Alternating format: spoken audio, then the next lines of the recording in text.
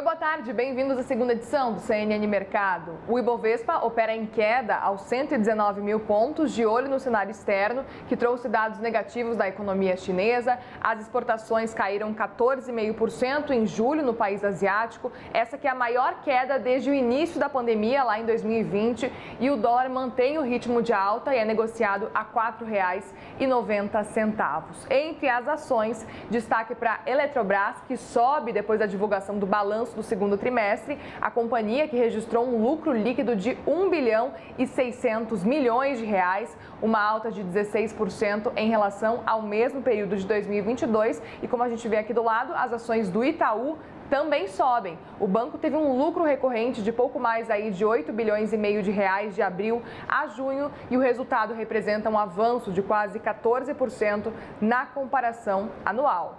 Os investidores, claro, também repercutem a ata da última reunião do Comitê de Política Monetária do Banco Central, do Copom, divulgada no início da manhã. Essa que foi a reunião que cortou a taxa da Selic em meio ponto percentual, e a ata detalha a divisão entre os diretores. Um grupo menor defendeu uma redução da taxa de juros, mais parcimoniosa, porque entendia que ainda não existiam alterações consideradas relevantes no cenário. E deixa claro que o Copom avaliou a alternativa de reduzir 0,25 ponto percentual, mas que considerou apropriado adotar um ritmo de queda de meio ponto por causa da melhora do quadro inflacionário.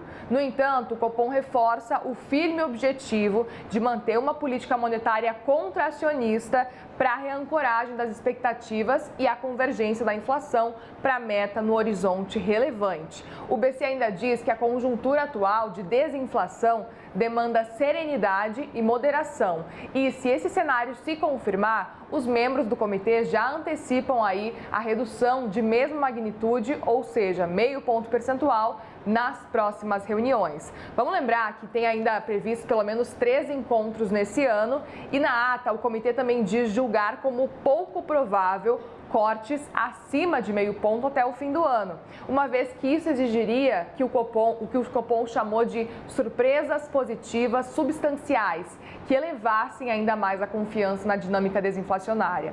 Ou seja, é pouco provável, na avaliação do Copom, uma queda de 0,75 ponto percentual, como, por exemplo, citada pelo ministro da Fazenda, Fernando Haddad. Para Rafaela Vitória, economista-chefe do Banco Inter, a ata do Copom trouxe um tom mais duro, reforçando o cenário de cautela, apesar de escolha de redução de meio ponto percentual. Para o comentarista de economia aqui da CNN Brasil, Sérgio Vale, a convergência sobre a queda de meio ponto percentual deve ser uma garantia de calma ao Banco Central. Vamos ouvir?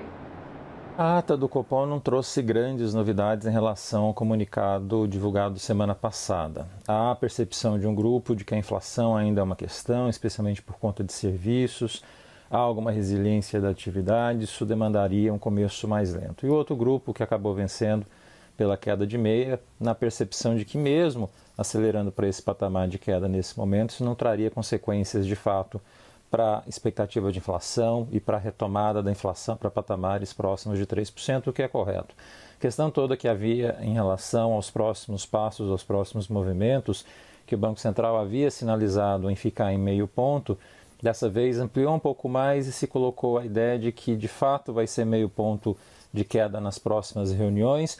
Foi discutida a possibilidade de acelerar a queda para taxas maiores do que meio ponto percentual e ficou colocado que de forma muito pouco provável a gente vai ver isso acontecer. Então, há uma certa garantia no momento de tanta turbulência que a gente viu no Banco Central ao longo dos últimos meses, uma convergência para essa queda de meio, talvez vai trazer uma calma em relação à decisão do Banco Central ao longo dos próximos meses, que é bastante positivo. Às 2h55 da tarde eu volto com atualizações do mercado de hoje e você fica agora com um grande debate com a Luciana Barreto. Até mais!